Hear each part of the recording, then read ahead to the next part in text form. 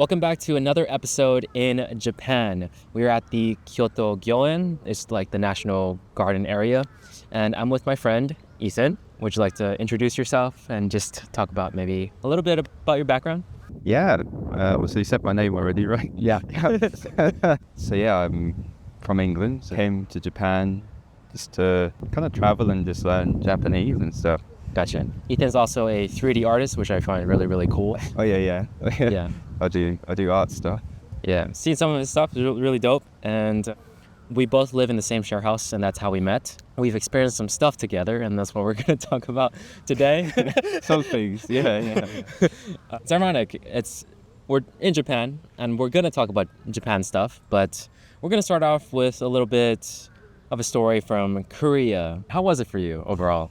Overall, unexpected, I guess, in what we experienced. Yeah. Because I thought, we'd just have a nice little trip. We'll go see a few little things and then be back. I didn't expect initially to feel the way I did from coming from Japan and South Korea. Yeah. And I'd been there before as well, right? Like a few years prior. So it was certainly interesting going back with, more perspective. Yeah. I went there in 2017, and I found it cool, but I guess my experience there was it happened right after a 2-week trip in Japan. So I felt very, very tired. All my friends felt tired. And we just kind of lounged around a lot. Right. And it was also very hot. It was the beginning of summer. So that's something as well. When we went, it was beautiful.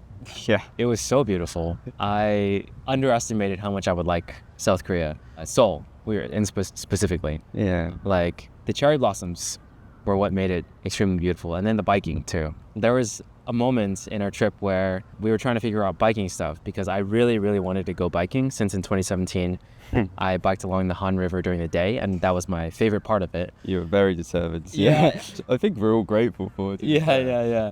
I was like, we got to do it. We have to do this. Let's try it. And we tried to download the app and everything. And then one of our friends doesn't have Wi-Fi not Wi-Fi, doesn't have any data whatsoever. Yeah. And then mine's is super slow. And then the app itself was very, very poorly made. Oh, it was crap. Yeah. So it took us forever. Yeah, we took maybe an hour, possibly a little longer to figure that out. We were there for only 3 days, I think. 3 full days, sort of. I think I can't actually remember. Yeah, it was 3 to 4 days, but there's flights in some of those days. Yeah. Oh yeah. It was 3 nights. Yeah, 3 nights. So 1 hour is kind of a lot of time. Yeah. We had a lot we wanted to do. Yeah. Places to be. But after we got to work, that was my favorite part, undoubtedly, about the Korea trip. Just biking and seeing so many cherry blossoms along the route. Yeah. So it's like beautiful. some magical tunnel we went through. Yeah. There's just cherry blossoms all around us the whole way. Yeah. I was so surprised about the actual bike path as well. How it was, they had lanes and things and a little roundabout as well. Yeah. It was its own biking sort of road and street and path. It was super fun. It was wonderful. Yeah. But that's not what we were here to talk about. We're here to talk about the night before. And this story, I feel like most people have experienced it, or most adults have experienced it in their lives, but I have now. But my first time was in Korea, as I am now. It was related to drinking stuff. For context, I don't drink at all. I've never drank in my life, and I probably never will. And after seeing all of that, yeah. Yeah. So what happened was we met with a friend there in, I believe it was Hongdae. I'm not sure I'm pronouncing it correctly. Oh gosh. But apparently I heard afterwards, not before, that place is kind of a little bit dangerous. Oh yeah. If you are out at night drinking and clubbing and all that stuff. So I don't know why we were there. I guessed, really. Yeah. I mean, I actually could see it more about what happened later. Yeah, I was drinking as well, so there are things I did not see. Yeah, so we went out to some bars and clubs. I hardly ever do that, but it's a trip. We're with friends. Let's do it. Yeah. We went out, and I know you were hesitant about going too. Yes. Yeah. Because I know how a certain somebody is.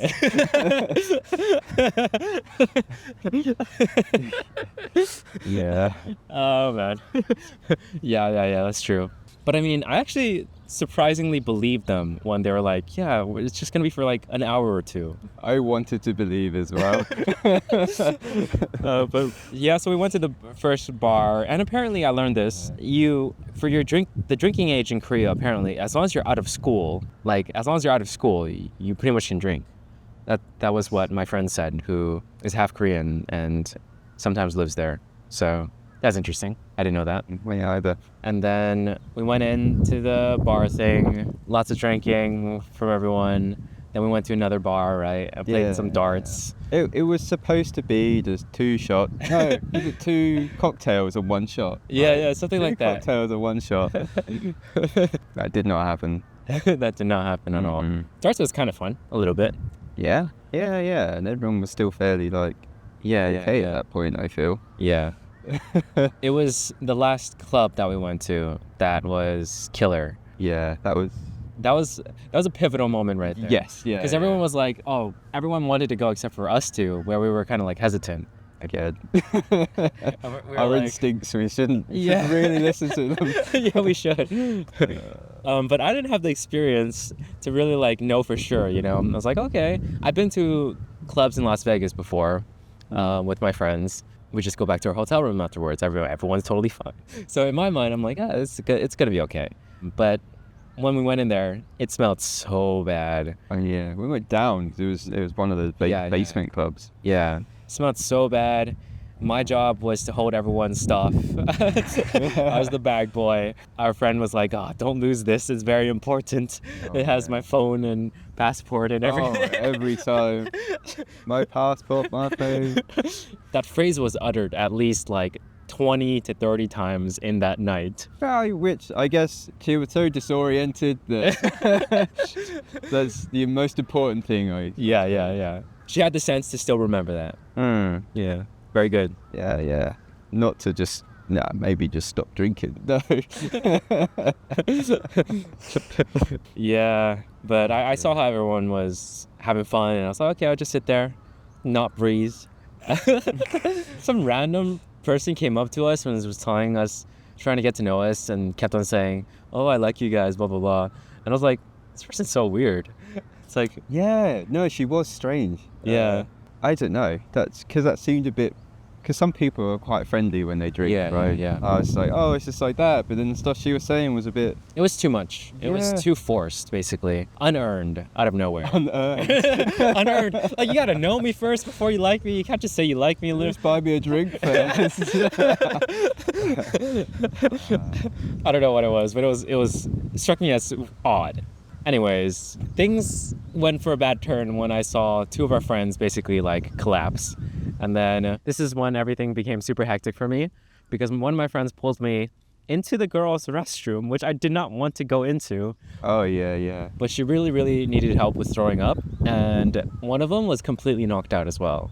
That was intense. I was chilling at the bags at this point. I didn't know this was happening yet. Yeah, we were switching. We switched roles because my friend pulled me away. And I was like, Ethan, can you watch the stuff instead? Okay. Yeah. And there was no way to like contact you because I'm trying to lug around a person who's unconscious and then also help another person hold their hair up while they throw up. And I'm like, what the hell is even happening? Yeah, and I also have to explain myself because there's a line in the girls' restroom because it's super small. There's only like 2 stalls. Oh, shit. And I was like, I'm so sorry. I really don't want to be here. I'm just like helping my friends not die right now. They understood, I was so grateful for. And one of them even helped a lot.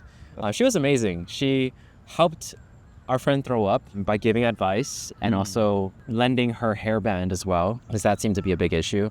And then she had a flight 3 hours later. So I was like, wow, you're really nice of you. Yeah, that's so nice of you to do that, even though you have places you need to be very, very soon. So it must have been so bad at that point as well. Yeah. Like, this poor guy. Oh my God. Yeah, I was struggling so much. You could see it. My face, my everything was like, oh my God. I felt so much pressure and stress because I was never in that situation before, like ever. Yeah, baptized by fire. Yeah, but we managed to lug our friends outside. Actually, well, more of the story is we tried to look for our other friend. Oh God, no, I can't. Yeah, she just kept walking off, like several times, and we was like, "Where's she gone? Where's she gone?" Yeah, you were the one who was looking for her. And then it turns out she was like crying because Yeah, she thought that we'd abandoned her. Yeah. Left her alone. Yeah, she was the one that walked away. that's so ironic. She leaves the club and then starts crying, thinking that we abandoned her. Yeah. But yeah, she eventually came back. Yeah, she eventually found us, thankfully, and helped out. Yeah. That was a lot of help. Along the way, I remember she told, you were there, right? She told the story of how she grabbed a random pitcher with ice or something. I was right there. Yeah. Yeah, I was with the whole thing. Oh gosh. Yeah. And our friend threw up in the thing, right? That was Yeah, supposed yeah. to hold alcohol and stuff. Yeah, because she started throwing up. So our friend grabbed a pitcher so she could be sick in there, so it didn't make a big mess. And then we were also rushing out of the club. And then as we're doing that, the bartenders and staff are like, "No, what are you doing? Like, take her to the toilet and things." That's where we were at, though. So, yeah, as we make our way out, she just slams the pitcher of sick on the bar, and then we run. Yeah. Yeah, they were not happy about that. I was not there. The bartender wasn't happy. I wouldn't have been happy if I was working Yeah, there. I certainly wouldn't have been either, honestly. But in our situation that we were in, I was very happy that we just did that and legged it. Yeah. And then we placed our friends outside a kebab place. And you had the experience and sense to like go get food and stuff. Yes, yeah. Because apparently that's important. And that's where I got some of the experience and understanding that place is kind of like a little sketchy. Oh. Because there was this one guy, like, I think he was Korean because his friend was talking to him in Korean. One guy with like a lot of tattoos and everything comes up to our friend who's completely out of it and drunk, like not even able to like formulate full sentences well. And he just kept asking for her contact. And it wasn't until our friend was like, "Oh yeah, you know, I have a boyfriend, blah, blah, blah," to get him away, right? That he started asking me for my contact. And I was like, oh my God. Anything goes. Yeah, I'm like, dude, this is not a good time. Like, I kept telling him that. And then he was like, I don't want her contact. I want your contact. And I'm like, that does not matter. Like, this is not a good time. And then he just kept asking over and over while I was trying to help them stay up, help them, like, give them a bag to throw up in, give them, like, water, make sure the passport and the phone is secure. And this guy still looms over me trying to like ask me like for my contact. His friend came and tried to get him away 3 separate occasions before he actually like left.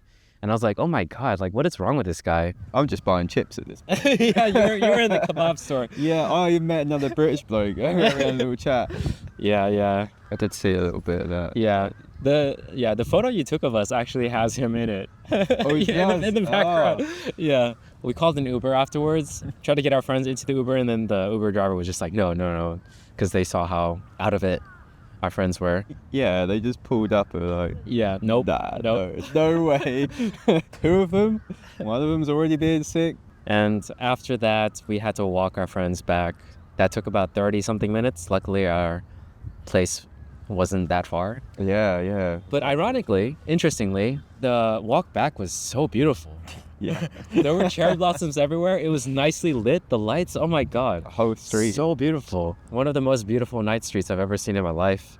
And I had to do it in such a interesting situation. You'd never have thought it would have come that way. Yeah, but afterwards, I mean, talking to friends while they're drunk is also kind of fun. Because, like, it seems like they're very emotional. Yeah. And it was like just a nice conversation. You know, some of it they don't remember, but they're just saying how much, like, you know, what our friendship means to them and like lots of nice things. And I'm like, God, this is awesome. But at the same time, it's like, how much of this is them just being drunk, you know? But I'm sure that, you know, they speak more honestly when they're drunk too. Yeah. I think, you know, a lot of people drink amplifies how they're feeling. Yeah. So they will say how they feel. It's probably because they're also feeling more Yeah. in that moment as well. But I think a lot of the times it can be, quite genuine. One of the other fun parts was when we walked by like a fish tank with fish in it. And she started crying about the fishes. Yeah, because she's vegetarian and things. She wanted to save the fish. Yeah. Oh, it was the worst moment ever because we just started walking back. Yeah. And we needed her with us so it didn't look so suspicious. The two guys that seemed okay walking two completely out of it girls. We needed a third, another person, another woman with us. So, oh dear. Yeah. It wasn't suspicious. And no, she wanted to save the fishes, right? She wanted to save the fishes, not her friends. It's just floundering around. In tears because she wanted to save him. It's like, no, save them tomorrow. We go back, we need to save ourselves first. Yeah. Dear. So many funny moments when I look back at it. I was laughing at that part too, but I know she was so sad. Yeah. And then she walked out of the apartment too, crying, and I made sure to... I went through such an ordeal. Yeah, that was quite the night. I didn't sleep until... Well, what happened was we stayed up, making sure everyone was okay for like, 2 to 3... Maybe like 3 to 4 hours. Probably, yeah. Yeah. Oh, you stayed up so late. I stayed up super late because the out of it person stole our friend's bed, and then our friend stole my bed. Someone was already on the couch. You had your own bed. I was just up. I was picturing you just standing waiting now. Oh god. And then our friend that was completely out of it the whole night got up, did not remember a thing. I told her what happened, and then she just left. She's a machine. Yeah, and then the same night she went drinking again, and I'm like, holy crap, this person's crazy. Yeah, that culture is something I don't think I can ever really like fully understand for myself because of the fact that I've never drank before. Yeah, I don't think you need to really. Yeah. I mean, you're seeing that experience of it. Yeah. But at that point, I have pretty much sworn off experiences like that. I think I'm good, I go hang out with friends, play some board games, some cards, maybe do some activities like bouldering, escape rooms. That's good enough for me. Good chats, I like talking. But yeah, that was pretty much it, right? Yeah, I think so, because, aside from that, we had nice little trip around Seoul, really. Yeah. And a part of me was a little worried because I hear a lot from other people that they've heard from online, like, oh, the whole reset of the visa thing doesn't really work. There's a possibility of it not working. Yeah, that they might be. Yeah, that might be strict or something. Yeah. So I was a little worried when going back, but we showed or at least I showed them the flight back to America. And I think from there, everything went perfectly smoothly. There was like nothing. Oh, actually, you got stopped for something, didn't you? Yeah, it's coming back. When I got, they searched me for it was the drugs and things. They literally asked me, do you have marijuana on you? Oh, really? Yeah, I mean, I wasn't really dressed smart. That's smart. I looked like a bit of a stoner anyway, I think. I see. That's probably why. Interesting. Yeah. Oh, and then, I got questioned a lot when they were, asking why I'm coming back after just going for a few days. Oh, yeah? Yeah. Why are you coming here? Why did you go to Korea? Why? Lots of questions. Gotcha. But they seem to be, obviously they ended up okay with my answers. What did you say? I'm curious. Well, because they asked if I had my ticket back as well. No, not yet. I have yet to book it. But I'm just here to travel and learn, study. Right. And that, I went to South Korea to party and see friends. To party and see friends. Yeah. That's what we did. Hey, that is very true. Yeah. It was very kind of straightforward, I think. So you were just completely honest with your answers and you got through. Yeah. That's good. Because, I was thinking, if I were to get stopped, what would I say? I didn't get stopped at all. So I think a part of it also was, I did the whole, immigration foreign visitor thing online. Oh, yeah. So, and you didn't. I don't know if that plays a role at all, but that's just something. That was a variable. Yeah, because it's after the questioning, then they searched my bag afterwards. Got it. It's just the first time that's happened. Yeah. I've gotten searched for drugs in my bag before. I think it's just, maybe they do it randomly, but mostly to guys, probably. Yeah, I think so. It was funny, though, because as they stopped me to search my bag, our friend came along and asked, "Oh, is she with you?" Like, do I say yes or no? Because if I go down, she might be coming down with me. Oh, really? But you said yes, right? Yeah. Yeah. I said yeah. Yeah, just be honest. Honestly, there's... Yeah. I mean, I obviously wasn't transporting any kind of substances. Yeah. I mean, for you, of course, you were honest. But I mean, in general, for the audience, if they ever find themselves in this situation, just be honest. I think that's the best policy because like you're not... As long as you're not doing anything illegal, you should be fine. Yes. Yeah. But I'm glad everything went smoothly for that. I feel like that's a question I had for sure before I went to Japan that I didn't get clear answers for when I looked it up online. Like people were like, oh, you know, you might not be able to do that, blah, blah, blah. Oh, yeah. But Yeah, so it was like a little worrisome. yeah. It's just, oh, how's it going to go kind of thing. Yeah. Even I think government website was like, oh yeah, if you go to Korea and come back to Japan very quickly, you might be questioned, blah, blah, blah, which you were. But it wasn't a big deal. Yeah. But obviously check the laws because they might change over time. But yeah, 180 days in a year is how long a U.S. citizen can be in Japan for, is what I learned through my school, Arc Academy.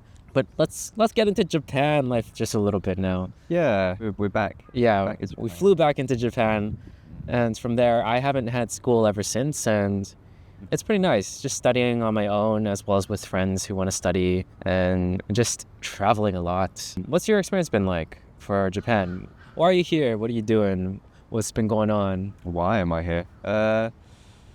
Gosh, I guess we'll start there and then Yeah, I can talk about what I've done here, I guess. sure. Yeah, I guess just childhood dreams, like Yeah. maybe, yeah. Yeah. I think, like, for me as an artist as well, it's a lot of early things that I'd, like, consumed as a kid. It's like anime. Yeah, games, anime, films, all sorts. All of it was predominantly Japanese stuff. Got it. Before I even knew, you know. Then at some point in my teenage years, I realised that, you know, someone made this stuff. Right. Yeah. It's like, hang on, people do this. There's someone that made this, and that's a job. I could do that. Yeah. But then, yeah, I think that's when my artistic career, because I was like 13, but Your artistic journey started. journey, that's the word, yeah. And then 16, 17 years later, I finally make it. Yeah. I mean, that's awesome that you do something that you really, really love as like your work, you know? Yeah, like it's definitely comes with its own challenges, you know, especially trying to find balance with it. I still enjoy it, it's still part of my passion. You have to kind of... Yeah. I hear that a lot. Like when you mix your passion with work, sometimes it can be stressful because, I mean, I've experienced it as well. It's like when you do work for someone else, it tends not to be as fun when you do it for like yourself, for like a passion project or something. Yeah, you've got to find the right ways to go about it. Yeah. Like, I know for me that it can depend on what project, what client, right?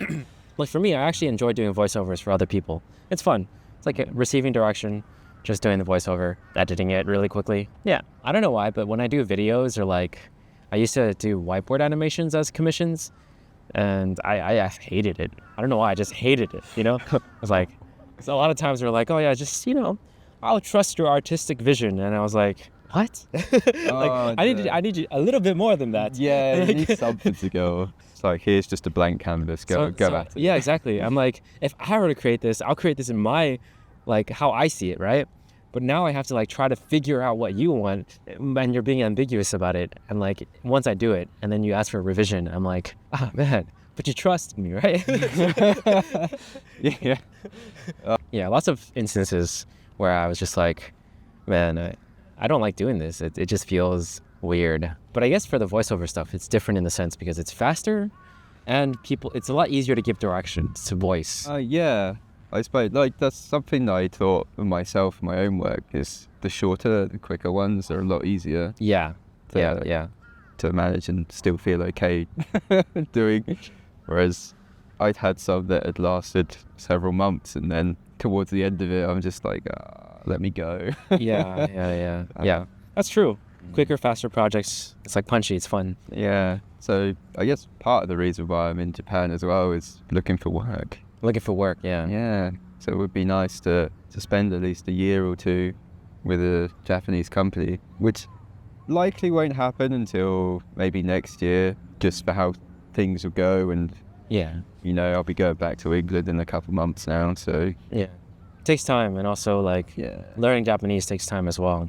Yeah, exactly. I think for a lot of places you need a decent level of Japanese. Unless it's like some of the big ones, they don't mind. Gotcha. But they're big enough to support that, I think. Yeah, that's one thing I realized here. A lot of people who are studying Japanese tend to want to work in Japan. For me personally, either that or go to school here in Japan.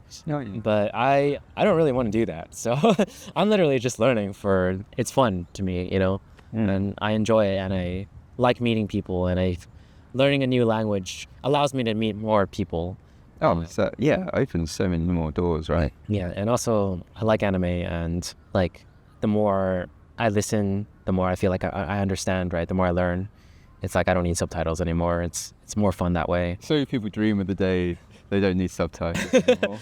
Yeah, it's a fun process, just learning Japanese and everything. Yeah. Have you done a lot of traveling while you're in Japan? Like any nice places, any recommendations that you have? Things that maybe surprised you, inspired you? Certainly. Yeah, many surprises, really. A lot of inspiration. But yeah, I started in Tokyo. I first got off the plane wondering what the hell I'm doing. So shit. I felt similar when I arrived Maybe in I Tokyo. should have planned more. Yeah, so I was in Shibuya for just over a week, I think, maybe about 10 days or something. Mm-hmm. Yeah, there was so many little bars and places and things that I'd just wandered off and discovered and stuff. And didn't you say you ran into that one YouTuber? I can't remember. oh, Which one? yeah. Takeshi or something? It's either Takeshi or Takashi. Yeah, something like that. Yeah, he was sitting outside my hostel. That was weird. Once, I came back late one evening and I couldn't actually get into the hostel because I was trying to put my PIN code in to open the door and it wasn't working. So I was out the front trying to see if anybody was still awake or still working at that time. And then he was just sitting on the step talking to someone else. And I was like, you that guy, right? And they're like, yes, it's the guy. It's like, nice to meet you. Seen some of your stuff. It's cool. Yeah, I don't know how I came across because I was so pissed off about not being able to get in the hostel. Yeah. I didn't even talk to him. Yeah. It happens. Yeah, that was a nice hostel though. There was one area which had so many nice little places. Like there was one cafe I went to that's open until late, Mm-hmm.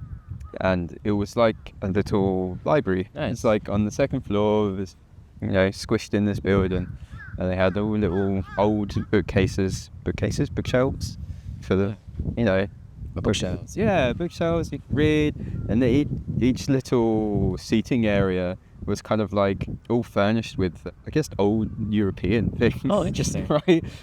So, and you had tea and biscuits, and I was like, oh, this feels like home now. And I came in a nice little teapot and teacups, just like my grandfather would have done. Nice. I think the one really, really nice thing about Japan is design is kept in mind for a lot of things, like buildings, structures, interior design. Everything looks really nice and feels nice, especially in Kyoto. And that's not something I get in America very often. A lot of places are quite boring. Like you see neighborhoods and you go into restaurants or stores, they're all very okay. They're not bad, but they're okay. But when you go to Japan and you go into a cafe or something, it's so cute, so nice. So Everything's cool. cute, yeah. Everything is cute. Yeah, there's so many things that are cute in Japan. Even the buses have cool designs on them sometimes. Not all of them do, but the trains too. There's so many fun things about Japan that I feel keeps the fun energy of life, right? Keeps you curious. Yeah. Because there's always something different. Yeah. Wherever you go, people always have put a lot of thought into everything around them. Yes. Right? Yes. Even the manholes have so many cool designs on them everywhere. Yeah. Oh dear. Yeah. The walkways, the floors. Yeah. Japan is basically inspiration itself, the place, just being in it, Yeah, it's I tried to not build an expectation before coming here because I didn't want to. I didn't want to come here and then it not meet that expectation I'd made, right? And then be like, Right. oh, it's not what I thought it was going to be. But I think even if I had done that, I would have still been surprised coming Gotcha. here, because I don't know, maybe I find it a little difficult to explain how it feels to be here, you know? Aside from it feeling like very safe. Yeah, very It's like, safe. oh, I'm not anxious anymore. What's happened? What's happening? Yeah, it feels like a very safe place, a very like calming place, especially Kyoto. Like Kyoto is very special to me. Like it really does feel like a place that you can build a home in, you know? Like it's so calm and nice. Why'd you choose Kyoto out of curiosity? Like why not Tokyo? Why not like Osaka? That's for that exact reason, really. That it did seem more relaxed, Gotcha. like slower paced. And then even where the share house where we're staying at is further out of Yeah, it is. the main city, right? It's very nice. It's not busy. It's you know, a nice neighborhood. You can walk around the corner and go to like a park. Yeah, and the neighbors say hi too and visit as well. It's so interesting. Yeah. Oh, it's so sweet meeting the neighbors. They're so lovely. Yeah. Gosh. Share house life, so interesting.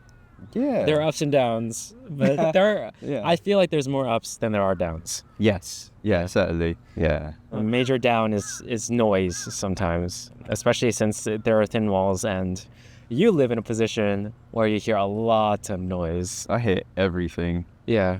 I feel like it's the worst in the whole fucking house. You might have the worst one. And that's why when I'm gone very soon, you're taking my room. Yeah. I'm excited. I'm happy for you. I'm so glad that me moving out is helping someone. Oh gosh. Yeah, I can't wait for that. I mean, if people just went up so late, it would be fine. Yeah. I just decided to be up later. People are always up. I feel like you'll find someone up at 2 a.m., 3 a.m. in the main space. Yeah. I mean, you can just... But then it's like, I feel like part of that is like another Japan thing, because you can then just go to the shop, can walk to the shop, convenient things, you know, vending machines. Sorry, I just curveball here. Convenience. Yeah.